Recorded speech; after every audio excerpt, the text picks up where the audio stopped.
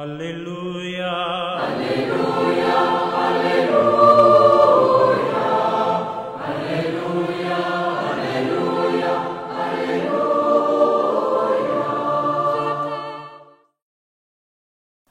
Le Seigneur soit avec vous. Évangile de Jésus-Christ selon saint Luc. Il arriva que Jésus, en un certain lieu, était en prière. Quand il eut terminé, un de ses disciples lui demanda, « Seigneur, apprends-nous à prier. » Comme Jean le Baptiste, lui aussi, l'a appris à ses disciples.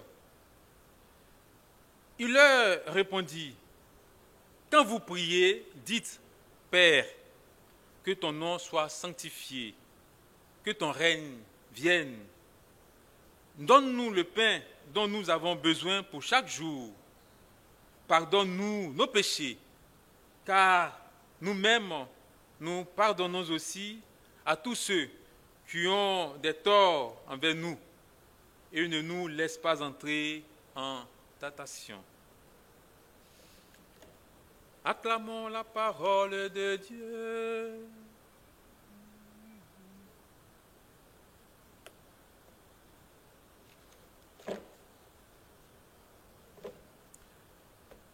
Chers frères et sœurs, aujourd'hui, nous faisons mémoire de Saint Denis et ses compagnons martyrs. En fait, Saint Denis est le premier évêque de Paris. Et c'est sur son tombeau que Sainte Geneviève fit construire une basilique vers 495. Saint Denis a subi le martyre vers le milieu du IIIe siècle avec deux de ses compagnons, Eleuthère et Rustique. Il faut savoir que les martyrs sont les témoins les plus sûrs de Jésus. Ils ont été séduits par le Seigneur Jésus et ont décidé librement de confesser toute leur vie son nom, comme les disciples dans la page d'évangile que nous venons de lire. En effet, dans cette page d'évangile, ce sont les disciples qui décident de prier comme le Maître. Ils l'ont vu plusieurs fois se retirer pour passer du temps avec Dieu son Père. Ils ont même vu le Maître passer parfois des nuits entières dans la prière. C'est pourquoi ils veulent aussi prier comme lui. Saint Luc nous dit que l'un d'eux s'est adressé au Maître et lui a demandé en toute simplicité, « Seigneur, apprends-nous à prier. » Le Maître Jésus accepte de leur apprendre à prier. Et la prière qui leur enseigne est celle que nous connaissons tous, la prière de notre Père.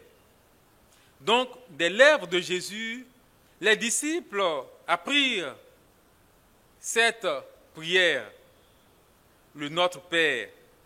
Les disciples vont aussi transmettre cette prière et par la suite, des millions de bouches depuis le début de la chrétienté jusqu'à aujourd'hui, dans toutes les langues, vont aussi s'adresser à Dieu par cette prière.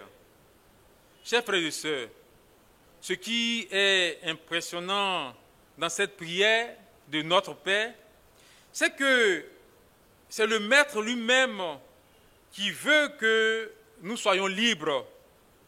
Il veut que quand nous nous adressons à Dieu, son Père, que nous parlons de la liberté, que nous lui disons que nous sommes des enfants qu'il nous a créés à son image et à sa ressemblance, des enfants en toute liberté, des enfants qui sont vraiment libres, pas de pression.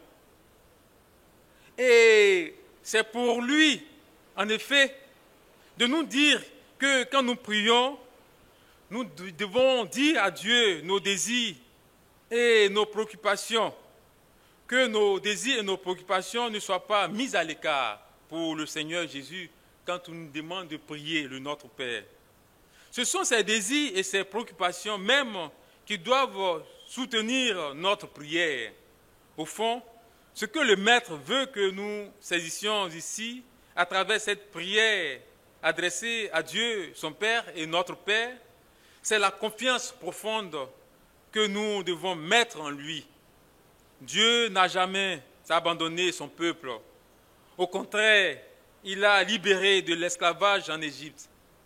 Il a assisté dans le désert en lui donnant la manne, Exode chapitre 16, et il a conduit jusqu'à la terre promise. Ces quelques exemples nous montrent combien de fois Dieu aime ses enfants.